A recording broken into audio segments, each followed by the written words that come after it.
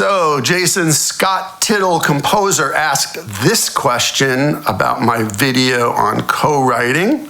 It's an excellent question, and I will answer it. Why would I bring a song to a co-writing session with somebody that I've already worked on?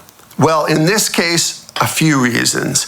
The first reason was I had written it 25 years earlier, and it had still not been released. It had been recorded, but not released, because I wasn't 1,000% happy with it. I'm really picky about stuff like that. And there were people when I used to play it live early on in my career who for years would say to me, why haven't you released that song? And I'm just like, I'm just not. So that was number one, that I wasn't 1,000% happy with it. Number two is I was asked to go into this particular writing session by the co-owner of the publishing company, who I knew pretty well, really good dude. And he had said to me, hey man, please, would you write with this writer I've got signed to my publishing company? She's a really good writer. She hasn't had any cuts for a while. She's been in kind of a rut, and I think maybe getting some new blood into the situation would be helpful.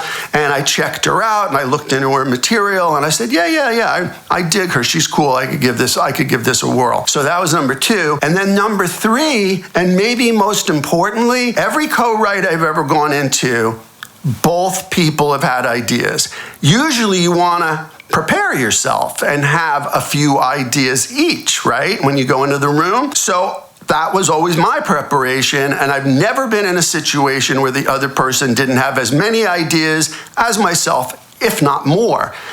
But this was not one of those situations. I got into the room with this person, and they had zip, nada, nothing. Not one pea of an idea in their head for a song. Nothing. I was like flabbergasted. So I had thrown out a couple ideas already, and we started working on those.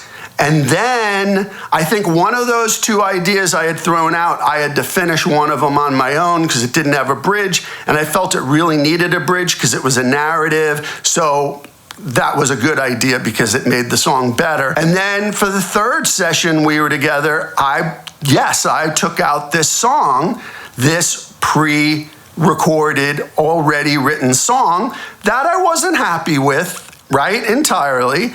And I threw that out there and said, hey, why don't we see if we can make this better? Which we did. And we got it onto a Grammy-nominated artist's album, and the album became Grammy-nominated. So, in the end, are there some regrets? There are some regrets about the crappy, horrible behavior of my co-writer and the ridiculousness of Nashville and the entertainment business in general, that people feel like they have to behave this way. Other people, especially in the entertainment business, it's like rats in a maze, and they will kill each other for a little crumb. And I'm just not like that. I would rather hang in a room with my friends and write and have a good time and create an amazing song, make great music, and be happy.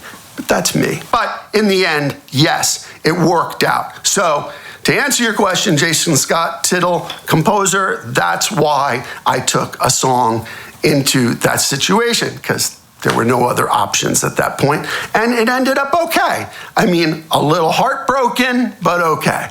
But that's the music business, isn't it?